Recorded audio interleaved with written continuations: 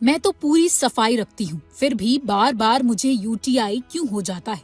ये सवाल कई महिलाओं के मन में आता है। अक्सर लोग मानते हैं कि यूरिनरी ट्रैक्ट इन्फेक्शन यानी कि यूटीआई सिर्फ पुअर हाइजीन की वजह से होता है, लेकिन एक्सपर्ट्स के मुताबिक हर बार इसका कारण सफाई की कमी नहीं होता। कई केसेस में बॉडी के अंदर हो रहे हार्मोनल चेंजेस भी बार बार यूटीआई की बड़ी वजह बन सकते हैं। एक 47 साल की महिला पिछले कई महीनों से बार बार यूटीआई की समस्या से जूझ रही थी।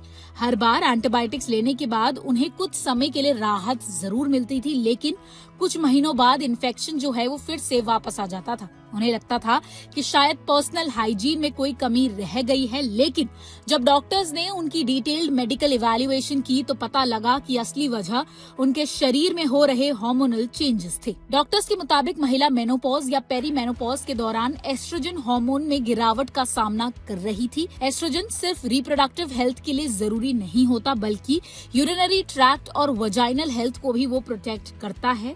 जब एस्ट्रोजन का जो लेवल है वो नॉर्मल होता है तो वजाइना में लैक्टोबैसिलस नाम के बेनिफिशियल बैक्टीरिया मौजूद रहते हैं, जो इन्फेक्शन फैलाने वाले हार्मफुल बैक्टीरिया को बढ़ाने से रोकने में मदद कर सकते हैं। लेकिन जब मेनोपॉज, डिलीवरी के बाद या किसी नॉर्मल इम्बैलेंस की वजह से एस्ट्रोजन लेवल कम होने लगता है तो यूरिनरी ट्रैक्ट और वजाइनल टिश्यूज की नेचुरल प्रोटेक्टिव लेयर कमजोर पड़ जाती है। साथ ही गुड बैक्टीरिया की संख्या भी घटने लगती है। ऐसे में हार्मफुल बैक्टीरिया को ग्रो करने का मौका मिल जाता है और यूटीआई का जो रिस्क है वो बढ़ सकता है। एक्सपर्ट्स बताते हैं कि अगर किसी महिला को 6 महीने में 2 या उससे ज्यादा बार या 1 साल में 3 या उससे ज्यादा बार यूटीआई हो तो इसे रिकरेंट यूटीआई माना जाता है। ऐसी सिचुएशन में सिर्फ बार बार एंटीबायोटिक्स लेना ही सोल्यूशन नहीं होता। डॉक्टर्स को यह भी इवैल्यूएट करना चाहिए कि कहीं इसके पीछे hormonal changes, diabetes, bladder emptying problems या कोई और अंडरलाइंग मेडिकल कंडीशन तो नहीं है। सबसे जरूरी बात यह है कि अगर आपको बार बार यूटीआई हो रहा है